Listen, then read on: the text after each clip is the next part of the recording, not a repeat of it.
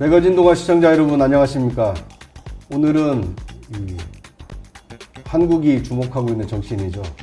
73년생 한동훈, 현재는 지금 법무부 장관입니다만 앞으로 이제 법무부 장관을 그만두고 정치인으로 지금 변모할 가능성이 상당히 높습니다.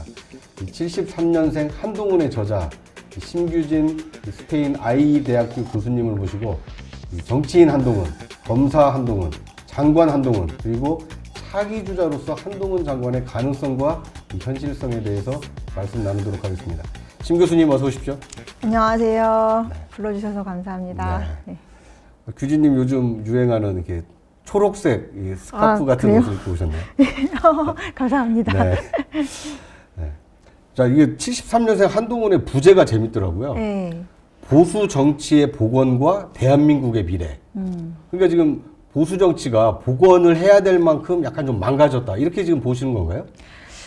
제가 그 여의도 연구원에 좀 있었잖아요. 네. 그 대선 경선까지 제가 있었는데 재보궐 때부터 해가지고 그때 본 게 굉장히 보수 전반에 패배주의가 만연해 있다라는 네. 걸 많이 느꼈어요. 왜냐면은 그 탄핵이라는 사건을 겪고 나서 그때 얘기를 들어보니까 굉장히 좀 참혹스럽더라고요. 그러니까 청와대 계셨던 분들도 이제 제가 같이 일해보거나 이제 그 접해분들이 되게 많은데 네. 그 당시에 그 적폐몰이 같은 거 문재인 정권에서 이루어졌던 것이 정말 무슨 저 문화혁명 같이 말이죠. 네.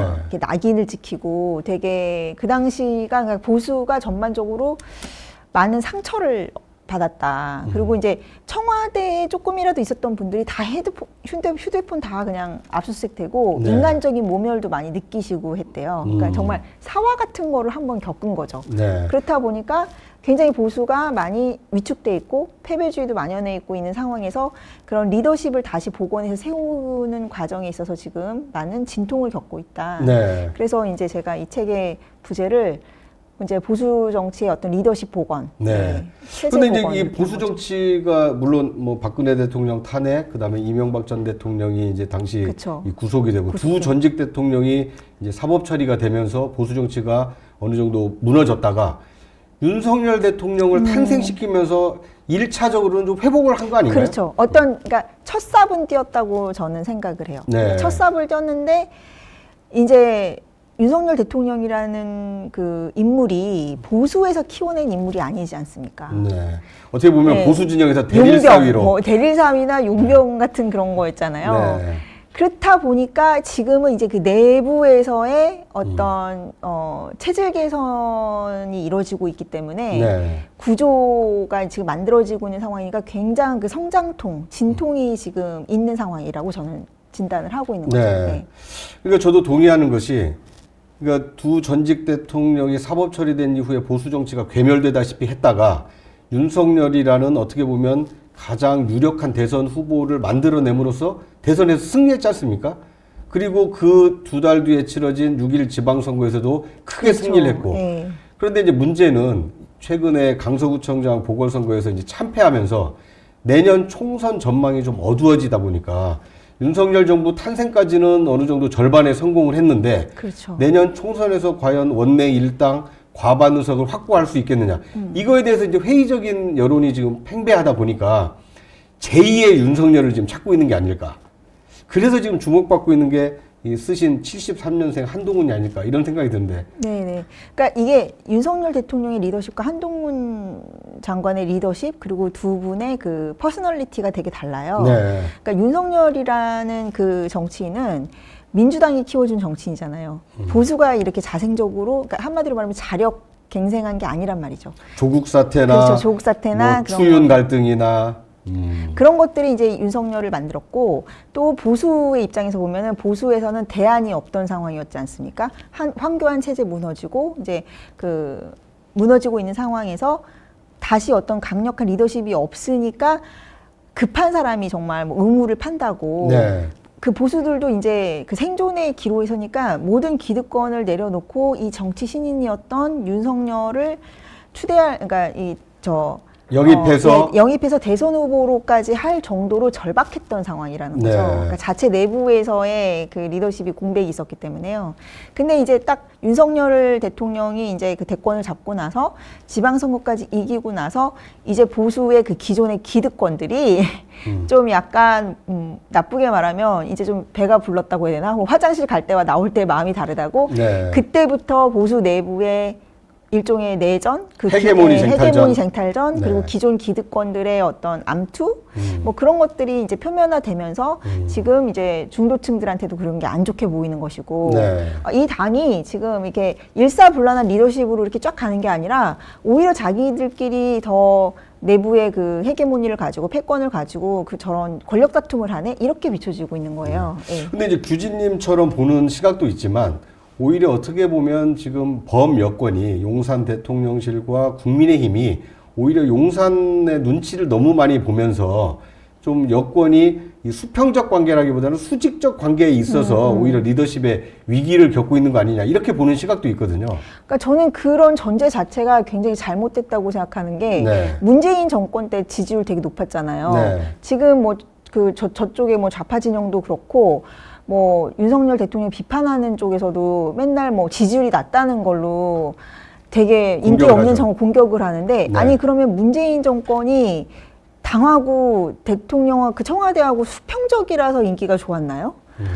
그게 아니라는 거죠. 오히려 네. 굉장히 일사불란하게. 일사불란하게 역할 분담을 했죠. 네. 뭐냐면 그 소위 말하는 뭐 개싸움 운동 본부라고 해가지고, 그러니까 뭐 강성 팬덤이나 아니면 그 강성파 의원들이 그런 굉장히 그때는 좀 쌀벌하게 적폐청산이라고 해가지고 정치적 반대파들한테 그런 낙인을 찍지 않았습니까? 당신들은 청소되어 일소되어야 될 그런 적폐라고. 네. 그러면서 문재인 대통령은 굉장히 온화하고 굉장히 대중 친화적인 그런 이벤트 정치. 뭐 세간에서는 그런 거를 뭐 쇼라고 폄하하기도 하는데 네. 그런 식의 미디어 이미지 관리만 했기 때문에 지지율이 좋게 나왔던 거예요. 네. 그런데 사실 사람들이 이제 겪었던 거는 결과적으로는 그 소프트 파시즘이라고 해가지고 다른 이견들을 다 그냥 재갈을 물리는 이게 뭐 지지율이 높은 대통령이니까 막 칭송해 줘야 되고 온 미디어가 그런 식으로 그런 그 민주당식의 뭐 깨시민주의라고 해야 되나요? 뭐 네. 깨시민 선민의식 이런 거를 막 소프트 파시즘으로 주입을 하면서 네. 다른 반대 의견을 다 묵살하고 뭐 샤이 보수들을 많이 양산했다는 거죠. 근데 그런 것 때문에 그런 부작용으로 정권 교체까지 되지 않았습니까? 네. 그래서 지금 그렇게 비판하는 뭐 용산과 뭐 당의 뭐 수평 관계를 얘기하는 거는 약간 전제가 좀 잘못되지 않았나. 그러니까 현실을 좀 예, 정치 외면한 현실이 얘기다. 외면한 얘기죠. 네. 그러면은 이준석 씨가 당대표 했을 때 막 뭐 2번 가출하고 했을 때 그럴 때 그러면 대통령의 지지율이 높아지나요? 그러면 또 이제 대통령이 리더십이 없다. 예. 그리고 당이 뭐 내부 분란이 일으킨다. 그런 식으로 비판을 하겠죠. 그거는 비판을 위한 비판이지 특히 와닿는 비판은 아닌 것 네. 같아요. 수평 관계가 문제가 아니고 현실적인 팀워크를 보여줘야 된다는 오히려 거죠. 팀 윤석열로 원보이스 원팀으로서의 이 그 결속력을 보여줘야 되는데 오히려 지금은 각자 도생하려고 하는. 그렇죠. 그 리더십 하에 다양성이 확충될 수가 있는 거죠. 네. 그러니까 리더가 확실한 리더십을 가지고 있고 그 당과 당정이 하나의 어떤 팀워크를 보여줄 때 또 다양한 인재들의 탤런트를 모을 수 있는 거지. 네. 그런 식의 반목이나 뭐 각자 도생이 되면은 서로 더 폐쇄적으로 되는 거죠. 내 편만 쓰겠어. 우리 개파만 챙기겠어라고 하는 구태로 돌아가는 거라고 저는 생각을 합니다. 네. 근데 지금 그 한동훈 장관에 대한 주목도가 높아진 이유 중에 하나가 강서구청장 그 패배 이후에 여당의 패배 이후에 인요한 혁신위를 띄워서 여러 가지 혁신안을 냈고 네. 그런데 그것에 대해서 김기현 대표 체제가 받아들이거나 아니면 거부하거나 결정을 했어야 되는데 오히려 김기현 대표가 이제 사퇴를 하다 보니까 혁신의 결과물도 안 나왔고 당 대표도 좀 부재한 상황이다 보니까 그러면 지금 이 국민의힘을 누가 이끌어갈 거냐. 그래서 지금 한동훈 장관이 혹시 비대위원장을 맡아야 되는 거 아니냐 이런 얘기가 나오는 것 같거든요. 그렇죠. 우리 주진님이 보실 때는 한동훈 비대위원장 필요하다고 보십니까? 제 개인적으로는 지금 상황에서 제가 좀 뭐 당 내부 사람이 아니기 때문에 그냥 외부의 시선에서 보자면은 한동훈 장관이 이렇게 정치적인 경험이 없고 처음 데뷔를 하는 건데 네. 그렇게 당의 모든 권한을 갖고 하는 비대위원장으로 하기에는 한동훈 장관 본인도 그렇고 이 당도 그렇고 어느 정도의 리스크가 되게 많은 상황이 아닐까 좀 네. 그런 염려는 들어요. 네. 그냥 이렇게 제3자적인 입장에서 봤을 때 그리고 그런 여론도 많은 걸로 알고 있어요. 네. 예. 그래서 그런지 어제죠. 12월 18일 국회의원 원외 그 당협위원장 연석회의에서 결정을 안 내렸어요. 예. 어떻게 할 것인지 결정을 안 내렸는데 이제 비대위원장이라는 것이 말 그대로 비상한 시국의 대권, 그러니까 당권을 장악을 하는 것이기 때문에 힘있게 뭔가를 추진할 수 있는데 권한만큼의 어떤 책임이 뒤따라오지 않습니까? 앞으로 이제 대야 관계라든지 총선 공천이라든지 총선 결과 이거에 대해서 이제 비대위원장으로 책임이 다 몰아갈 가능성이 크다 보니까 정치 신인 한동훈 장관이 해낸다라면 이제 뭐 백마탄 왕자처럼 영웅 대접을 받겠지만 만에 하나라도 대야 관계를 또는 특검법이 통과됐을 때 대처 이런 걸 잘못했을 때는 이제 정치인 한동훈에게 데미지가 올 수 있기 때문에 그렇죠. 오히려 지금은 비상 대권을 줄 때라기보다는 오히려 그건 다른 사람이 맞고 한동훈 장관은 내년 총선을 승리로 이끌 선봉장 역할을 맡는 게 더 좋지 않느냐 이런 당내 의견이 있는 것 같습니다. 근데 저는 어쨌든 그거는 기본적으로는 윤석열 대통령하고 네.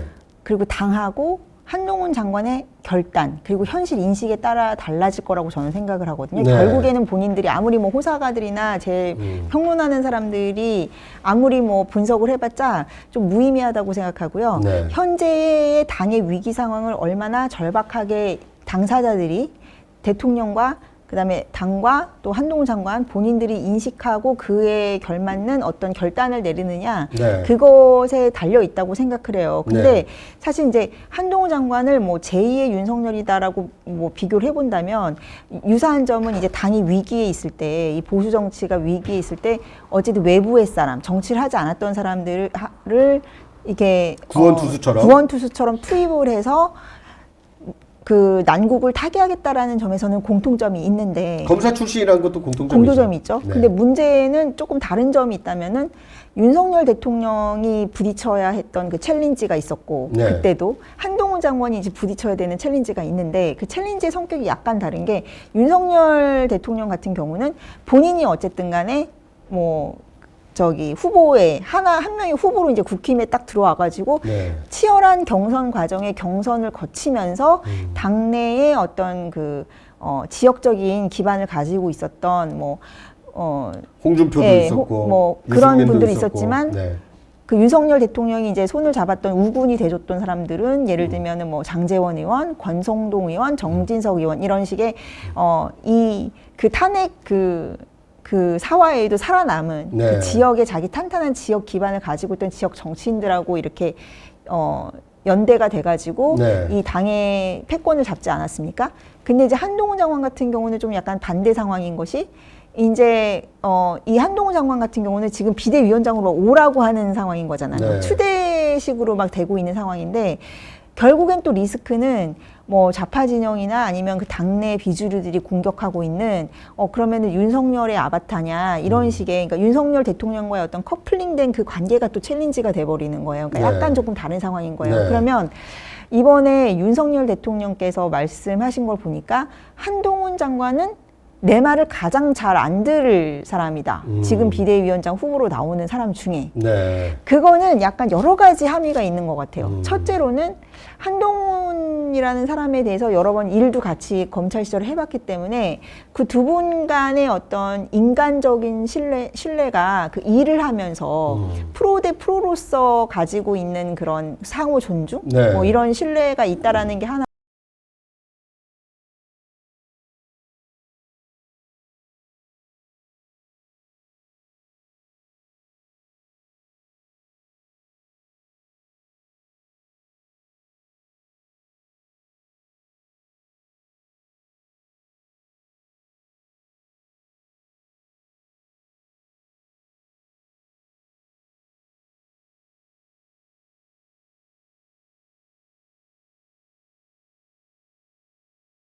같은 곳에 가서 윤석열 대통령이 깃발부터 이렇게 치면서 시작했는데 지금은 윤석열 체제라는 거죠. 네. 어쨌든. 근데 그 윤석열 체제가 위기를 맞고 있기 때문에 한동훈 장관으로서는 그것이 어떻게 보면은 또 하나의 챌린지, 짐이 되는, 그러니까 자기가 좀 돌파해야 되는 상황인 거죠. 윤석열 체제라는 것이. 그러니까 이제 이렇게 볼 수 있을 것 같아요. 이게 무너졌던 보수 진영에 윤석열 대통령을 중심으로 해서 이제 새로운 어떤 진영을 구축을 그렇죠. 했는데 예. 이게 위기 상황이 닥치니까 바람이 막 불고 네. 태풍이 부는 거죠. 그러니까 이제 윤석열 대통령 한 사람 가지고 안 되니까 한동훈 장관이라는 이제 보완제가 그렇죠. 함께 예. 있으면 보수 진영이 좀 튼튼해지겠구나, 여당이 좀 튼튼해지겠구나.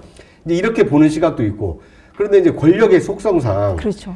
이제 현재 권력과 미래 권력이 공존하기가 어렵기 때문에 그렇죠. 한시적으로 총선까지는 공존이 가능하겠지만 총선이 끝나고 나면 자연스럽게 미래 권력 쪽으로 힘이 쏠리게 되면 오히려 윤석열 대통령으로서는 레임덕을 촉발할 수 있기 때문에 오히려 한동훈 카드를 먼저 꺼내드는 것이 위험할 수도 있는 거 아니냐. 그렇죠. 근데 이런 반론도 좀 있거든요. 네.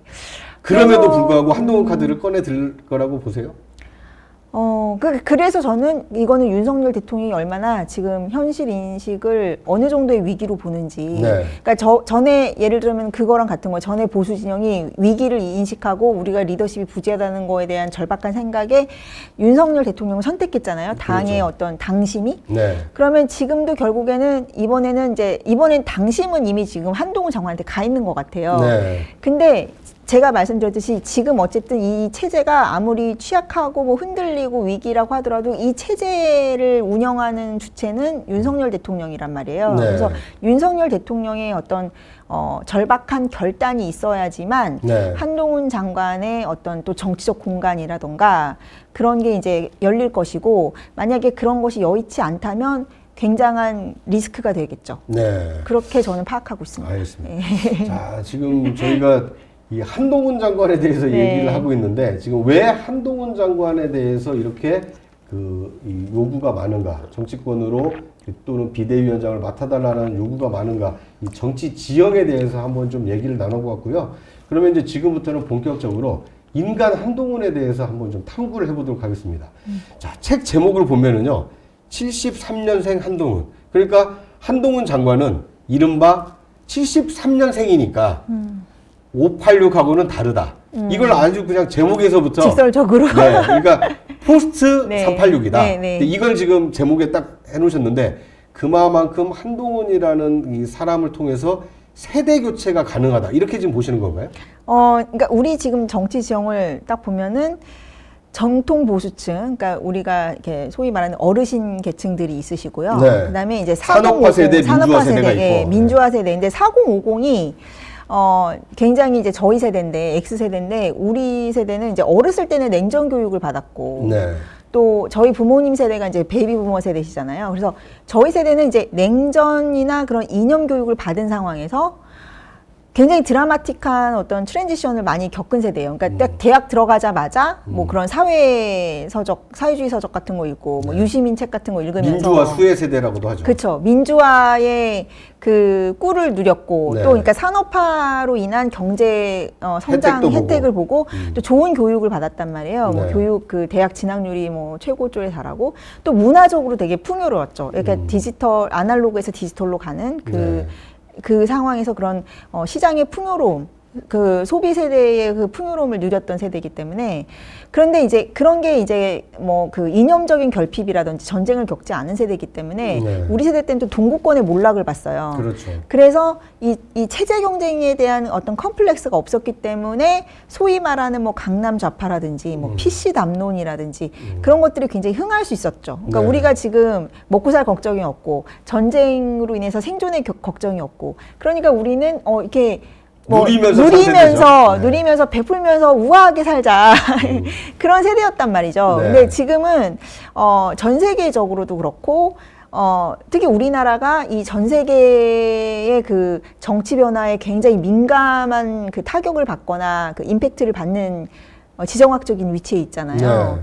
그렇기 때문에 이제 오바마 정권의 그 미국에서 오바마 정권 탄생 이후로 그 호황을 누렸던 그 강남 좌파적인 PC 담론 같은 것들이 지금은 위기를 맞았고 네. 그 허구에 의해서 이제 반작용들이 많이 속출하고 있는데 그런 반작용을 딱 직접적으로 주도하고 있는 계층이 2030 MZ 계층입니다. 네. 이제 그들이 저성장에 지금 시달리고, 그러니까 저희 세대는 굉장히 호황을 누렸는데 그러니까 혜택을 본 X세대 이후 세대는 오히려 고통을 받고 있다. 고통을 받으면서 그 PC 담론에 대한 그 허구에 대한 반감이 엄청나게 증대하고 있고, 그것이 다시 이제 우파 담론으로 다시 돌아가면서 네. 근데 문제는 뭐냐면 그 PC 담론이나 이런 것들이 이제 지속되다 보니까 그 부작용이 뭐냐면 공동체가 붕괴돼 버린 거예요. 네. 전통적인 사회 공동체가 붕괴됐기 때문에 그거에 대한 이제 생존, 이제 이런 그 공동체 붕괴 위기 속에서 우리가 생존의 위협을 느끼게 되는 거죠. 그리고 지금 젊은 세대들은 뭐 취직도 안 된다.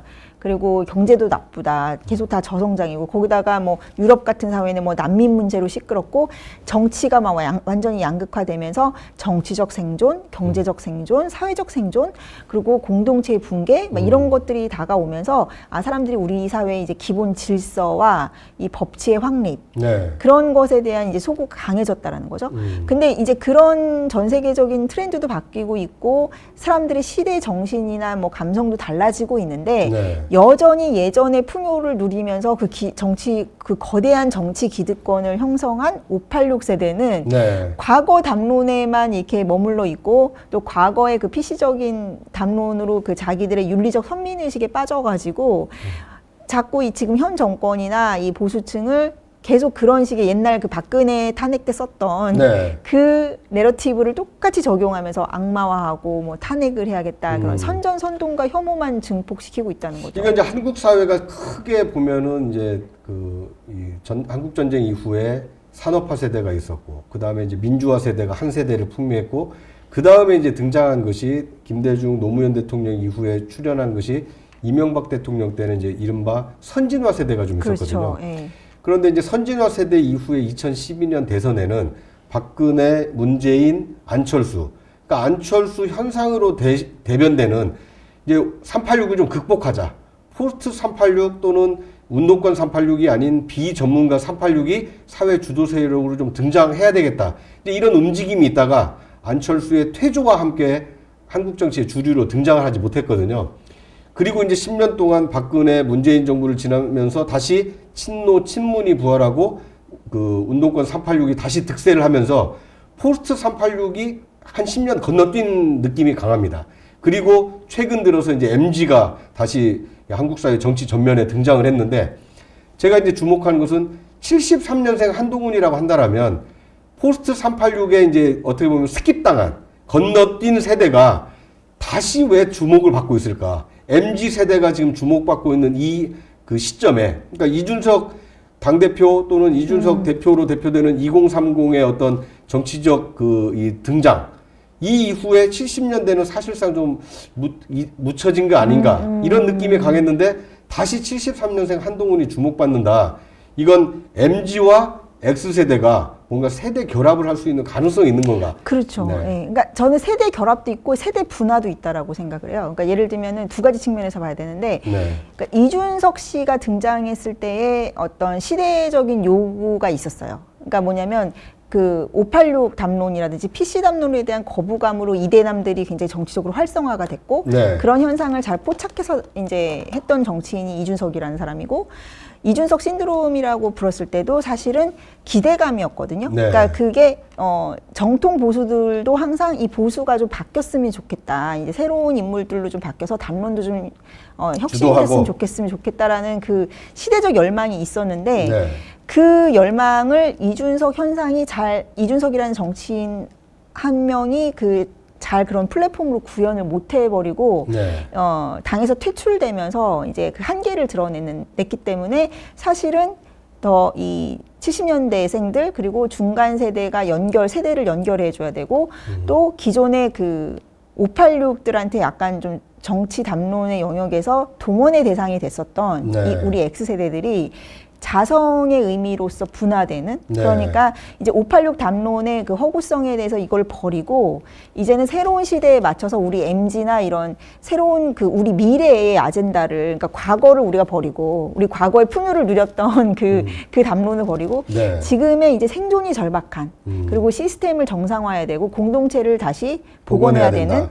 그 담론에 이제 참여하는 이탈하는 그 기존의 그 기득권의 정치 기득권에서 이탈해서 새로운 진영에 이제 참여하고자 하는 586들의 분화, 또 이 97세대의 분화, 이런 것들이 지금 이루어지는 단계라고 생각합니다. 네. 그래서 이준석 씨가 말한 대로 이렇게 세대를 포위하는 게 아니라 4050을 고립시킬 수가 없어요. 이 덩어리가 너무 크고 문화적인 것을 이게 주도하고 있는 세대이기 때문에 결국에는 이제 제가 이름 붙이기로는 이제 세대 배반 투표를 해야 된다.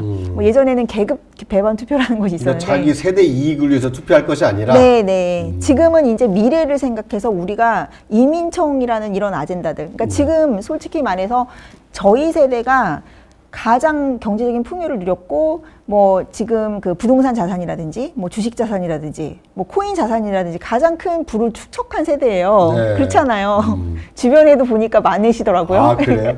그런데 그런 식으로 이제 나만 이렇게 됐으니까 이 다음 세대에 대해서는 사다리 걷어차고 이런 거 하면 안 되고 네. 이제는 우리가 전체 미래를 고민하고 그 이제 586 담론의 어떤 그 효용성이 이제 한계에 달았다는 거에 대해서 인정을 하고 자성을 하고 자각하고 이렇게 새로운 미래 담론으로 참여하는 86세대와 이제 97세대의 분화. 네. 그래서 전 세대의 어떤 통합적인 콜라보 이런 식으로 좀 우리가 미래지향적으로 나아가자. 그런 의미에서 제가 73년생이라는 걸 굳이 좀 붙였습니다. 네. 네.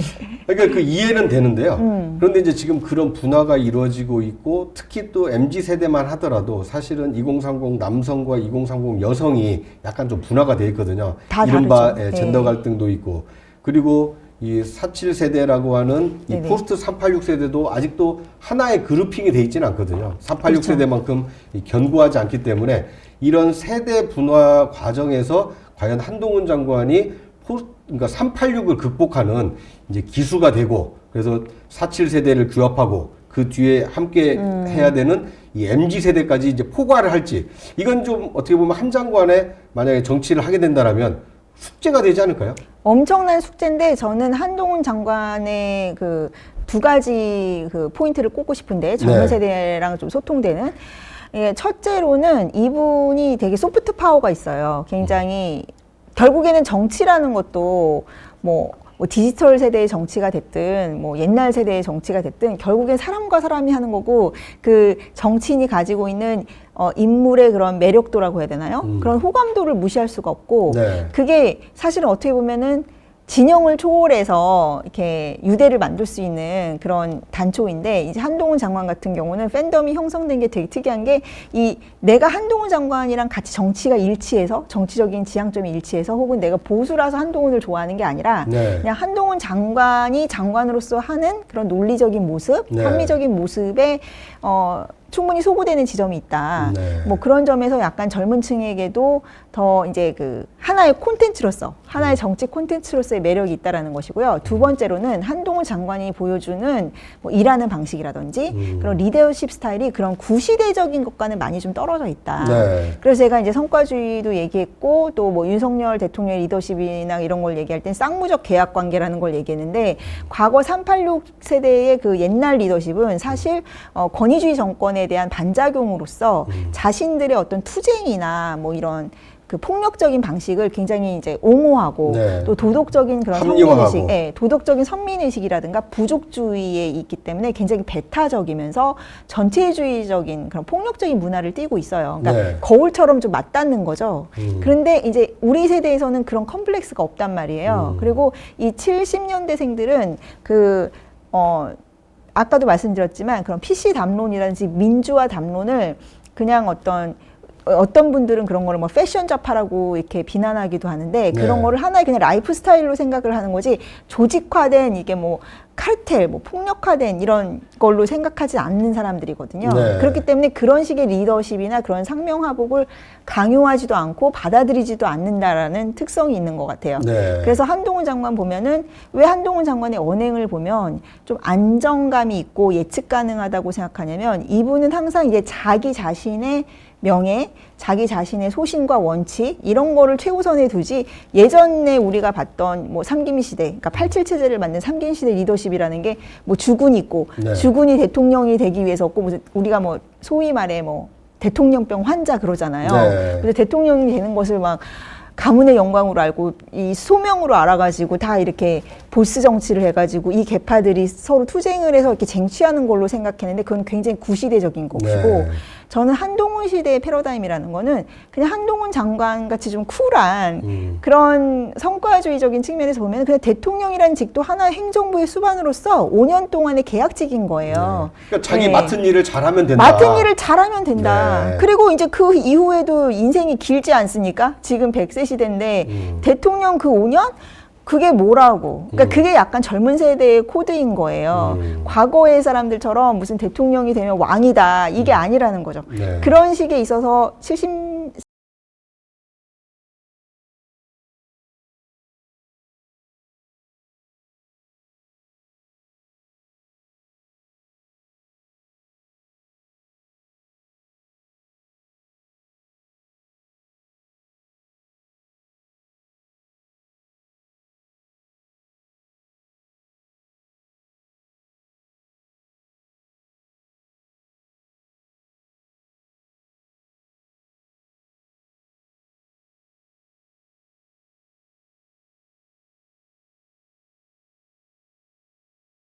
세대다. 이제 이렇게 평가를 해줬습니다.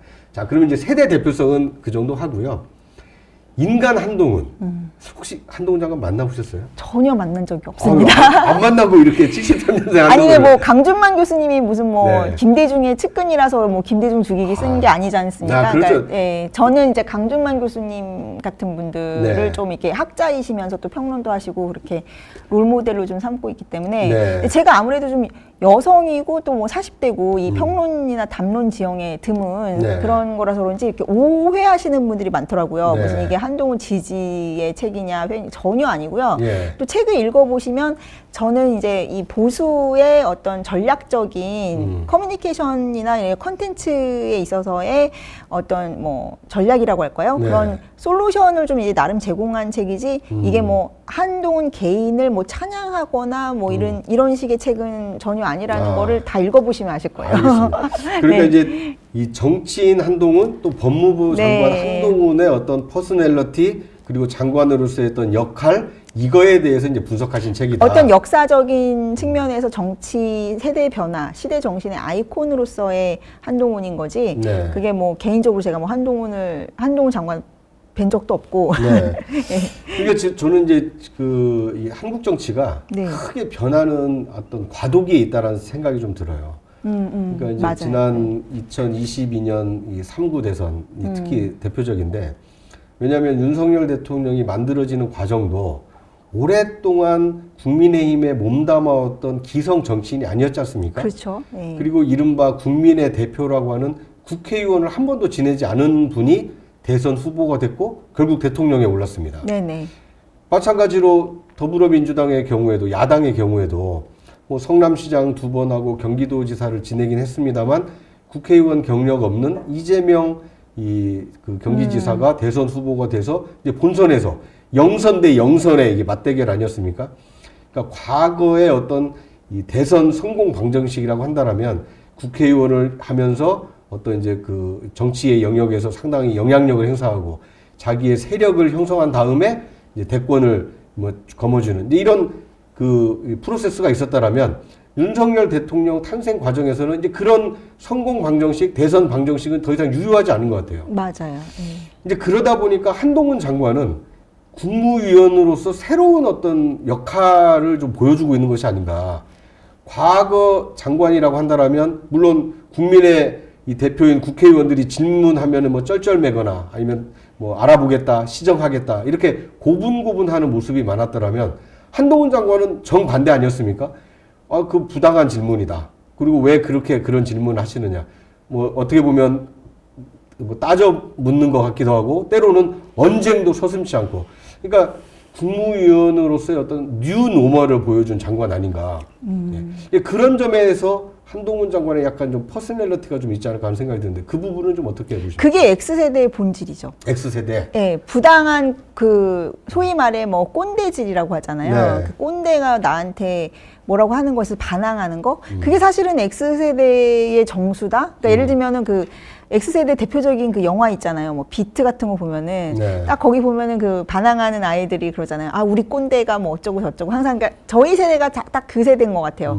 그 교실 이대야. 그래가지고 이렇게 전체주의적으로 누가 너 이렇게 왜 이렇게 버릇이 없어? 이렇게 말을 안 들어. 고분고분하지 않아. 그러면 이렇게 대드는 그건데 지금 이제 한동훈 장관 같은 경우는 그게 이제 정치적으로 나타나고 있는 거죠. 586 정치인들, 특히 또 민주당의 강성 정치인들이 네. 계속 공격하는 지점이 뭐 송영길 씨 같은 경우는 막 막말까지 하면서 뭐 어린 X가 이런 식의 막말을 하지 않습니까? 대놓고. 네. 예. 그러니까 그 사실은 그런 게 더 도와주는 거예요. 본인들이 굉장히 이제 구태의연한 과거의 그런 전체주의적 사고 그리고 이렇게 선후배 그런 막 군기 잡는 서열 문화 이런 걸 고스란히 드러내고 있잖아요. 네. 그리고 왜 이렇게 고분고분 말을 안 들어? 근데 한동훈 장관이 오히려 그 한동훈 장관 어록집 같은 것도 나왔던 걸로 아는데 네. 고분고분하게 말 들을 사람을 시킬 거였으면 나를 선택하면 안 됐지라고 했잖아요. 그러니까 네. 그게 약간 그 X세대가 가지고 있는 우리 때부터 시작된 뭐 나는 나야 뭐 하는 개인주의 그런 쿨한 개인주의를 딱 그냥 그런 그 민주당 세력과의 네. 대립을 통해서 보여주고 있기 때문에 그 부분이 굉장히 한동훈 장관의 큰 정치적 자산이 됐다라고 저는 생각해요. 그러니까 이제 X세대가 그 가지고 있는 어떤 세대 특성 중에 하나가 자신에 대한 어떤 쿨함, 그렇죠. 그다음에 나는 자신의 나다. 어떤 능력, 예. 능력주의 예. 이런 것을 잘 보여주는 게 법무부 장관으로서 내 일을 잘하면 되지. 예. 왜 내가 뭐 그리고 부당한 그런 트집 잡기에는 절대 그냥 고분고분 굴하지 않는다. 굴하지 않는다. 네. 예. 오히려 그런 그 쿨함, 당당함이 오히려 한동훈 현상, 한동훈 신드롬의 원인이 됐다. 그렇죠. 네. 그거에 또 MZ 세대들도 굉장히 이제 호응도 하고. 호응하는 거예요. 네. 그러니까 오히려 이제 고분고분한 것은 부당한 것을 수용하는 것으로 받아들일 수 있기 요즘 때문에. 보면은 이제 그 세대 갈등이 어느 직장에서나 심한데 네. 그 특히 MZ 세대들이 그리고 윗세대들이랑 그 갈등하는 부분이 그런 거거든요. MZ 세대들은 내 일을 하고 내가 그걸 되게 강조해. MZ들은 네. 그러니까 나는 누구한테 피해 주지 않는다. 그리고 이건 내 권한이니까 내가 누리는 거다. 굳이 눈치 보면서 내 권한을 컴프로마이즈 할 필요는 없다. 네. 그리고 항상 그리 주장을 왜 뭐 예를 들어 왜 반말하세요 뭐 이런 거 있잖아요. 네. 딱 그런 거예요. 지금 한동훈 장관이 그 자기한테 뭐 어린 X가 하면서 막 시비 거는 그런 나이 드신 그런 군기 잡는 사람한테 네. 왜 그러세요? 라고 하는 거에서 이제 그 MZ들도 같이 동질감을 느낄 수 있다라는 거죠.